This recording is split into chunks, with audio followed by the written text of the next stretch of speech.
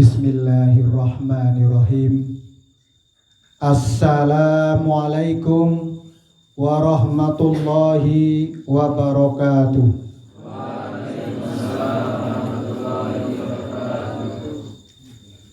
Ini tadi baru pemanasan ya. 2 kali lagi ya. Kita berdoa dengan salam. Saya mendoakan panjenengan dan panjenengan mendoakan kita semuanya. Assalamualaikum warahmatullahi wabarakatuh. Waalaikumsalam warahmatullahi wabarakatuh. Tes. Masih sekali lagi ya. Biar nggak ngantuk. Assalamualaikum warahmatullahi wabarakatuh. Waalaikumsalam warahmatullahi wabarakatuh. Alhamdulillah, dengan salam akan menjadi indah apa yang kita rasakan. Terima kasih Mbak. Cuma 2 ya, yang lain. Alhamdulillah, inilah rizkinya silaturahmi. Belum mulai baru salam 3 kali sudah 2 gelas. Alhamdulillah, nikmat yang terasa. Tadi sore hujan nggak Ustadz Ja'far? Sini. Gerimis ya. Alhamdulillah Wonogiri deras. Saya dari Solo juga di Kartosuro hujan deras. Alhamdulillah kita saat ini merasakan, saat ini kita membuktikan nikmat yang Allah berikan kepada kita, yaitu berupa kesehatan. Dengan sehat kita mau apa saja bisa kita lakukan. Namun sakit sedikit saja, contoh ya, sakit yang sederhana tetapi berpengaruh kepada kita. Niki apa? Susupen. Ada yang tahu dari ini santri-santri dari mana saja ini?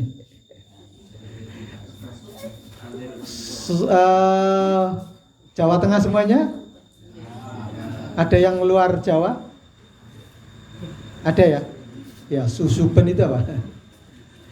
Jadi ketusuk duri. Nah, mau duri, mau apa, pokoknya benda yang tajam. Itu kalau belum terbongkar, belum terambil, itu masih penasaran itu. Masih terasa, padahal barangnya kecil. Inilah yang namanya nikmat kesehatan.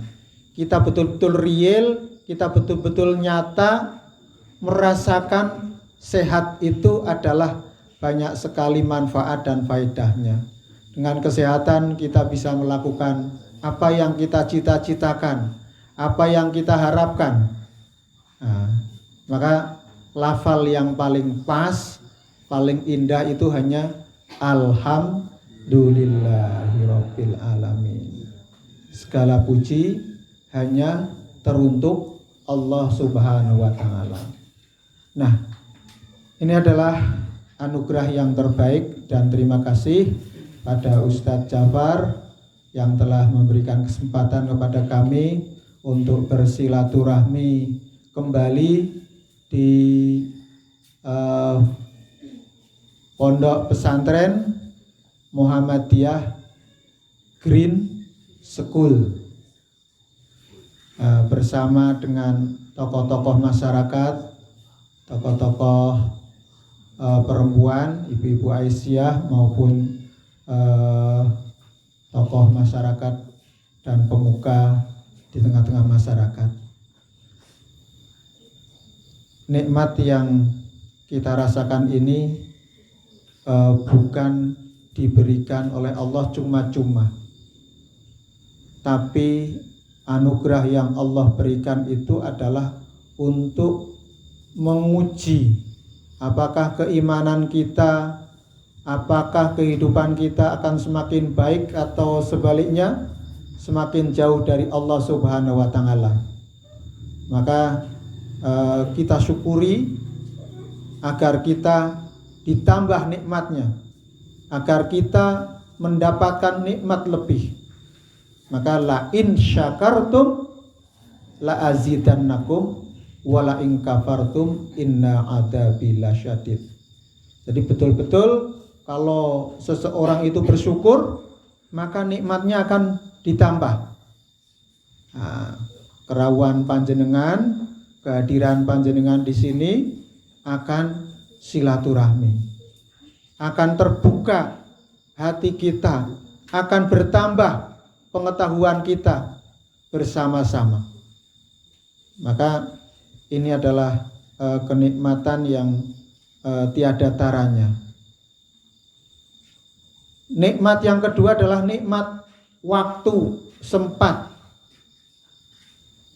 Allah Subhanahu wa taala berfirman, wal asr, demi masa. Innal insana lafi khusr.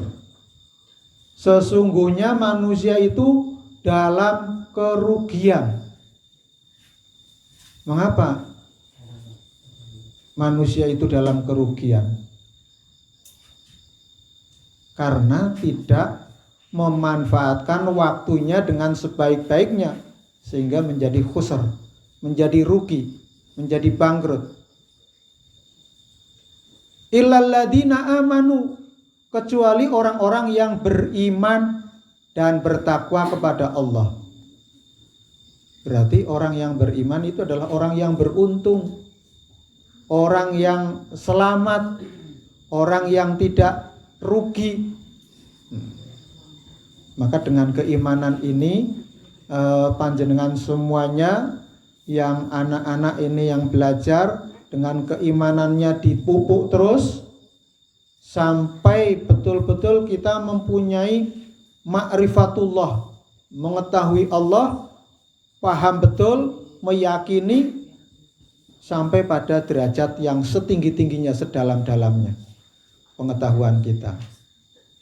Illal ladzina amanu, kecuali orang-orang yang beriman, wa amilus sholihat, dan orang-orang yang melakukan amal soleh. Jadi amal soleh itu sangat banyak sekali, yaitu akhlakul karimah, akhlak yang mulia. Segala perbuatan yang disandarkan kepada Allah itu adalah amal soleh, menjadi amal soleh kita. Wa amilus sholihat, wa tawasau bil haq, dan saling nasihat menasihati. Maka ketika panjenengan datang ke majelis ilmu, akan terbuka hatinya, akan terbuka pikirannya dan wawasannya. Maka Allah memberikan janji, yarfa'illahu alladhina amanu minkum walladhina utul ilma darajat. Siapa saja orang-orang yang giat tekun menuntut ilmu, dia akan diangkat derajatnya, diangkat makrifatnya, diangkat pengetahuannya. Kalau itu pengetahuan agama, ia menjadi gaman, menjadi senjata untuk hidup. Pengetahuan agama, yang namanya pengetahuan tidak dibatasi. Maka kita disuruh menuntut ilmu. Dari kita lahir, minal mahdi ilal lahdi. Nah, karena demikian pentingnya posisi ilmu, itu akan menjadi penerang, menjadi cahaya yang menerangi kehidupan kita. Kita akan tercerahkan, kita akan, Nabi Muhammad SAW itu akan memberikan kepada kita suatu petunjuk, suatu membuka wawasan kita. Nah, siapa yang memanfaatkan waktu dengan sebaik-baiknya, dialah yang akan memetik hasilnya. Kita tidak terasa nggih, mungkin putranya Pak Jafar yang masih 3 tahun ya Pak. Nah, tiba-tiba Anda sudah SMA. Ibu sudah di atas 50 tahun. Sudah 60. Bapak sudah 70 nggih Pak? Pinten Mbak? 83. Astagfirullah. Alhamdulillah. 83. Wali ane kula, Pak. Ya Allah. Itu adalah nikmat. Di usia yang senja, di usia yang sepuh sudah mendapatkan keimanan, ini luar biasa. Maka Allah berfirman, wala tamutunna illa wa antum muslimun. Janganlah kalian meninggal kecuali dalam keadaan beriman kepada Allah. Nah, yang masih kecil, kita itu berjuang untuk supaya sampai kepada posisi kita yang mulia itu, agar bisa husnul khotimah. Maka harus dilatih dengan pendidikan. Di pesantren ini adalah untuk menempa diri Anda, kalian, dengan pengetahuan, dengan ilmu, dengan skill-skill, keterampilan, yang itu semuanya akan menjadi tadi penerang, akan menjadi amal soleh. Maka Rasulullah bersabda, idza matabnu adama ing qata'a amaluhu illa bithalasin shadaqatin jariyah ilmu yuntafa'u bih waladun sholihun yad'ulah. Jadi setiap orang itu akan sedo. Semua orang itu pasti akan meninggal. Hanya persoalannya Anda dulu, jamaah dulu, atau saya terakhir, atau sebaliknya, Anda dulu baru saya. Nah, sama saja ya. Ya, itu semuanya ada takdirnya masing-masing. Hari ini kita ditakdirkan oleh Allah untuk menghadiri majelis ilmu peringatan Isra Mi'raj malam 27 Rajab. Nah, ini takdir yang Allah berikan. Maka kapan kita akan kembali kepada Allah? La hada ya'rif. Tak seorang pun yang mengetahui. Tidak ada orang yang tahu kapan akan kembali kepada Allah.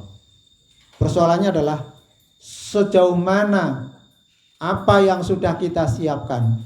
Maka di dalam surat Al-Hasyr, ya ayyuhalladzina amanu taqullah wal tandur nafsum ma qaddamat lighad.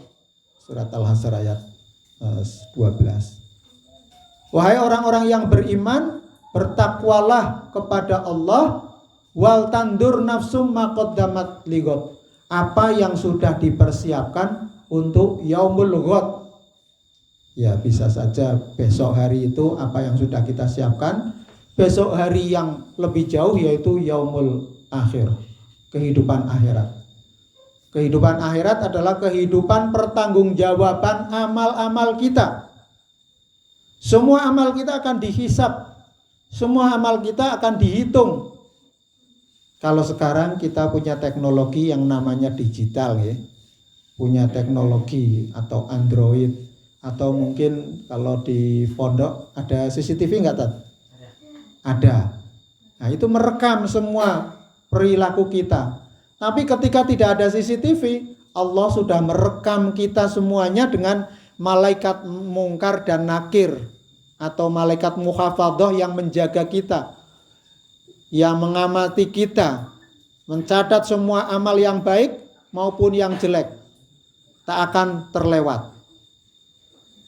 Nah, dokumennya, big datanya nanti di akhirat akan dibuka semuanya. Siapa yang melakukan ini, semuanya akan terdata. Tidak hanya kalau kita di digital, kita merekam, itu ada waktunya. Demikian juga detail semuanya akan terekam amal-amal kita. So kalau sudah kita tahu bahwa Allah akan merekam semua amal kita, maka dengan kecerdasan yang Allah anugerahkan kepada kita, Allah karuniakan akal pikiran kita, dengan kesehatan nalar kita, maka kita harus memilah dan memilih. Panjenengan sudah oke rawuh di majelis ilmu ini. Saya yakin semua Bapak dan Ibu sekalian itu punya banyak sekali kegiatan. Tapi harus kita pilih mana yang menyelamatkan kita dan menjadi investasi akhirat, dan mana yang hanya killing time, hanya membunuh waktu, hanya menghabiskan waktu. Mungkin ya orang di sana senangnya main game ya, atau nongkrong hanya untuk kongko-kongko. Tapi panjenengan semuanya menghadiri majelis ilmu. Ini suatu prestasi. Sehingga orang yang betul-betul mengamalkan wal asr ini demi masa. Sesungguhnya manusia telah rugi. Maka kembali kepada ayat ini, itu majelis ini adalah majelis untuk saling mengingatkan. Saya juga bermuhasabah, introspeksi diri. Maka menyampaikan itu bukan berarti yang terbaik, tetapi adalah kita sama-sama belajar. Saya belajar kepada panjenengan, panjenengan bisa belajar kepada saya, atau sebaliknya kita fit and give. Kita fit and back ya, feedback ya. Ada memberikan dan menerima. Take and give ya. Memberi dan menerima. Karena sejatinya hidup itu yang paling indah itu berbagi. Apa saja kalau kita bagikan akan mendapatkan manfaat bagi kita. Maka tadi idza matnabnu adama in qata amaluhu. Kalau seorang anak atau bani Adam atau anak manusia itu meninggal, semuanya akan terputus kecuali 3 perkara. Yang pertama adalah amal solehnya. Amal solehnya. Yang kedua adalah ilmu pengetahuannya. Ilmu yuntafa'u bih. Ilmu yang bermanfaat. Apa saja? Panjenengan punya pengetahuan apa? Berbagi. Panjenengan sudah dapat pengetahuan, kemudian disampaikan kepada yang lain. Itu sudah merupakan berbagi, apalagi di dalam proses belajar mengajar. Apalagi sebagai ibu ummu, al-ummu madrasatu li auladi. Ibu itu adalah sekolah yang pertama bagi anak-anaknya. Maka nek ngandani nuturi putra-putrinya, lendok sinawa sing rajin, pinter, rajin pangkal pandai. Maka dengan ilmu kita akan diangkat derajatnya oleh Allah Subhanahu wa taala. Maka dengan kita mengamalkan dengan perjalanan waktu, kita tiba-tiba sudah sampai SMA, sudah sepuh, sudah 83 tahun, sudah 60, sudah 52, sudah 35, 45. Ini adalah satu perjalanan waktu. Maka demikian juga Rasulullah SAW dipanggil oleh Allah untuk melakukan suatu perjalanan yang disebut perjalanan Isra dan Mi'raj. Di dalam surat Al-Isra ayat 1, A'udzubillahi minasyaitonirrajim. Bismillahirrahmanirrahim. Subhanalladzi asra bi 'abdihi lailam minal masjidil haram ilal masjidil aqsal ladzi barakna haulahu linuriyahu min ayatina. Maha suci Allah yang telah memperjalankan hambanya dari Masjidil Haram ke Masjidil Aqsa. Ini Isra. Tadi perjalanan secara fisik dari Masjidil Haram ke Masjidil Aqsa. Jadi ada Isra dan Mi'raj, itu ada dua peristiwa. Di mana perjalanan Nabi dari Masjidil Haram ke Masjidil Aqsa. Kemudian dari Masjidil Aqsa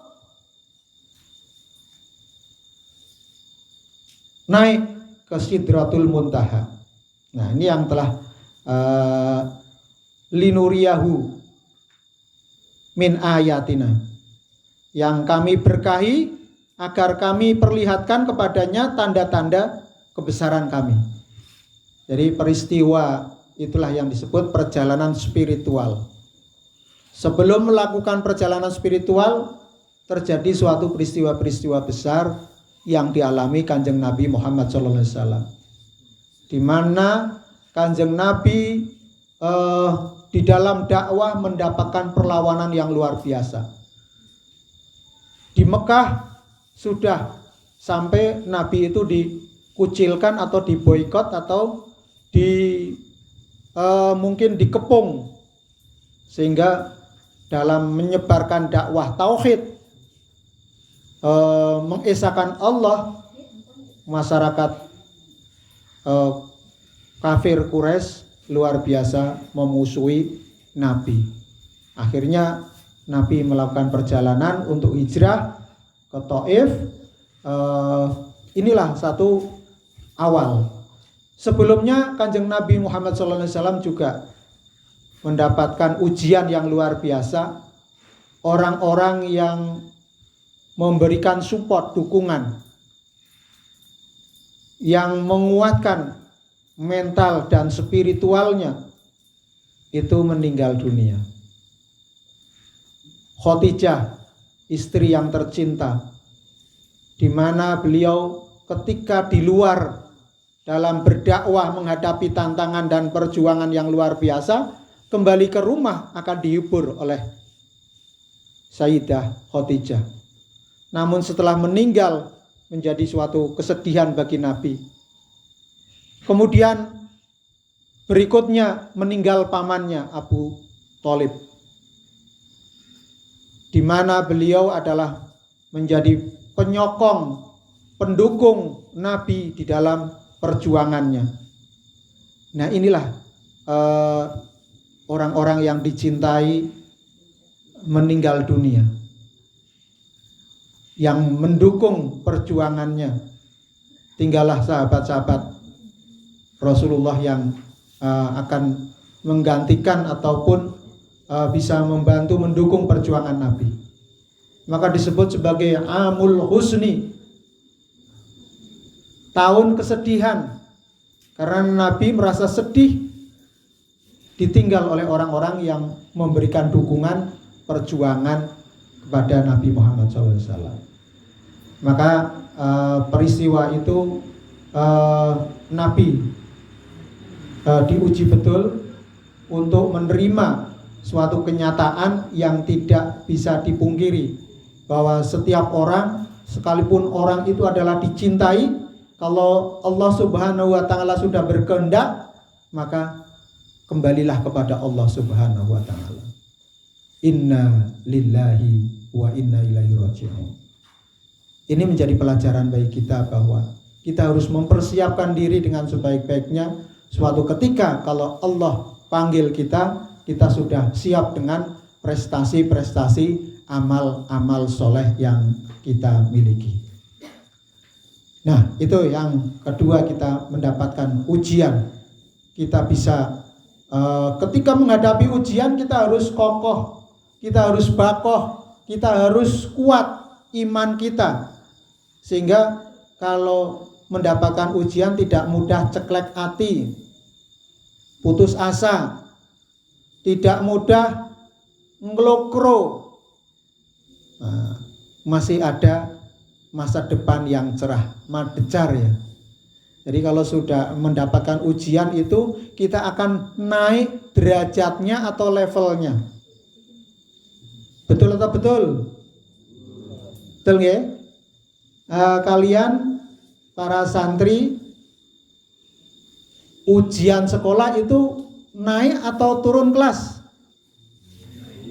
Naik ya. Jadi dengan kita diuji, kita akan naik kelas kita.